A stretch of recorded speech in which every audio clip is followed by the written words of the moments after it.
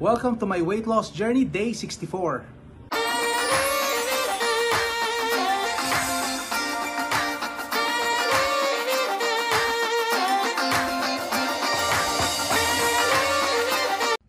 So para sa ating first meal of the day, scrambled egg, hotdog, at saka yung lettuce na natira natin kagabi. Sayang naman.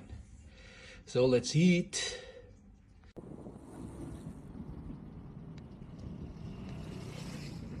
Start na tayo ng ating daily ride. Medyo napalate yung labas natin. Napasarap yung laro natin ng 2K. It's 5:30. So, medyo mahangin. As usual, we'll do our 40-kilometer ride today. Start na tayo ng ating unang round. Mahangin, pero ganda yung panahon. Kahit 5:30 na, medyo may araw-araw pa ng konti. Pero malamang sa malamang, aabutin tayo nito ng dilim. Tapos na tayo sa ating pangunang round. So, sarap nun. Fast muna tayo sa ating second round. Shoutout muna tayo. Shoutout sa lahat ng subscribers natin. Thank you po sa inyo lahat. Salamat po sa suporta. So, nalita tayo ng labas ngayon dahil napa 2K, NBA 2K pa tayo. So, shoutout na rin natin yung mga 2K friends natin dyan. Sila Anti-Gravity, Major, si Papi Kit, si Bunso, si Tank Buddy, si Judy Boy, si The Lubes. Siyempre si Francis Speed, si Joboy, Benjo, basta kalat-kalat yan from all over the world yung mga yan. Sino pa ba?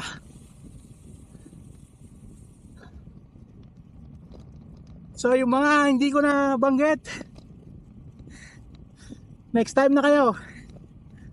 So, kaya lang muna. Let's keep grinding. Ito ang ikot natin. Pasok na tayo sa pangatlo. Medyo mabilis ang face natin ngayon. Tsaka yung hangin na medyo nakikisama. So, hindi ko alam kung lumakas na ba yung legs ko o sadyang nakikisama lang talaga sa atin yung hangin. So anyway, we'll take it. So yun lang, pasok tayo ng pangatlong round. I don't know kung I can keep up this pace for the whole 8th round. We'll see.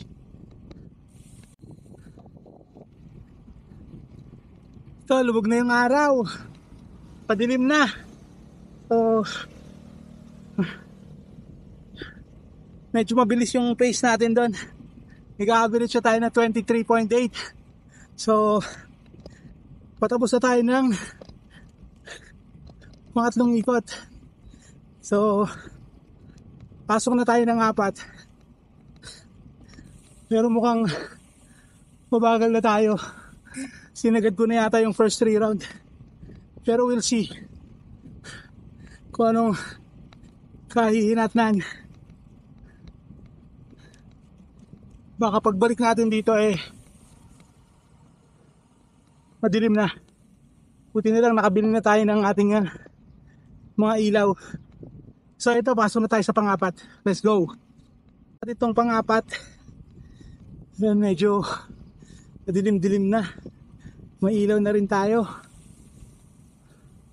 Bumaba na rin yung average speed natin dahil lumakas na yung hangin. Sumalubong na yung hangin sa atin. Halfway na tayo, 20 kilometers on 51 or 52 minutes na tayong nagra-ride. So 20 kilometers, halfway. So kalahati pa. Pasok na tayo ng ating ika-fifth round. So sana mag-sustain natin yung ating average speed, or pwede naman natin muna natin intindihin yung speed as long as matapos natin yung 40 kilometer ride natin for today. Okay, so fifth round. Tapos na natin ating pang-5. Pasok na tayo ng 6th round. So it's official, gabi na. In fairness, maganda pala ang ilaw dito sa pinagbabiken ko. Parang first time ko nagbike dito ng gabi.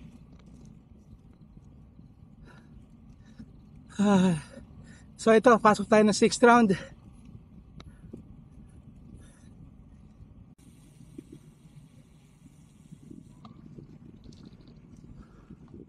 Tapos na tayo ng 6th round. Papasok na tayo ng 7th round. Pero grabe, 30 kilometers, pero yung tuhod ko parang gusto nang sumubo. So itong huli na to, dahan-dahanin muna natin tong last 10 kilometers natin. Nabigla yata ako nung first 3 rounds ko dahil yung pagpadyak ko hindi tayo proper pacing. Pero anyway, pasok na tayo ng 7th round. So tira muna, tsagain na natin tong last 10 kilometers. So ito, patapos na tayo sa ating pang-7.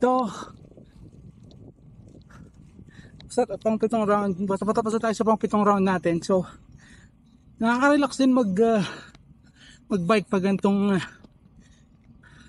gabi na kasi malamig pa yung hangin, hindi ka pa mangingitim. Parang mali yung diskarte ko kanina na talagang binakbak mo ng binakbak. Ngayon halos na ako, malapit na akong pulikatin, pero dadahan-dahanin na lang natin itong ating last 5 kilometers. Sayang kasi andito na tayo So ito na, pasok na tayo sa pang-8. Dahan-dahanin na lang natin to para mairaos natin yung ating 40 kilometer ride for today. So yun na, see you at the exit. So ito, finally natapos na tayo, pa-exit na tayo. I enjoyed today's yung biking session natin today. Relaxing. Kaya lang yun nga lang, apart from hindi na yung tuhod ko sumasakit na, yung mga kamay ko namamanhid na after 30 kilometers. So hindi ko alam, maybe I need to do another bike fit. Kaya lang kailan, I don't know, kasi wala pa tayong budget. Medyo may kamahalan ng bike fit. Yun lang, ito na, exit tayo, pauwi na tayo. So yun lang ang issue natin. So even if I want to extend yung kilometers ko, hindi kumaga yung tuhod ko pareho. So siya, medyo ramdam mo yung may tumutusok. Nako, madilim na part na to. So ayun, yun lang natin ngayon. So see you at home.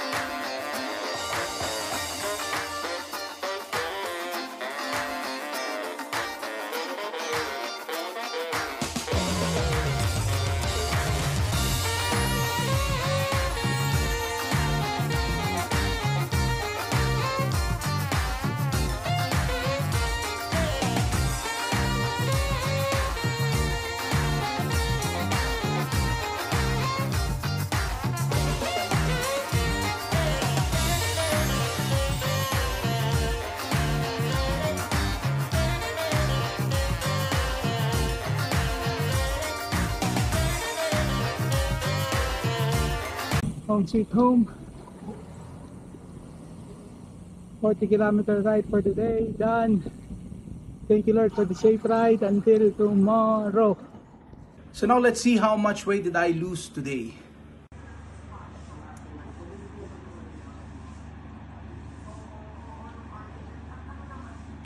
So yan, from 110.0 now down to 109.6.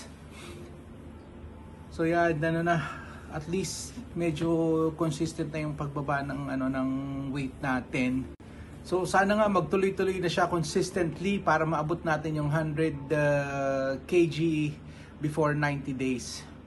So yan lang muna para sa ating video for today until my next video. So if you find this entertaining, interesting, and helpful, please like, share, and subscribe. See ya!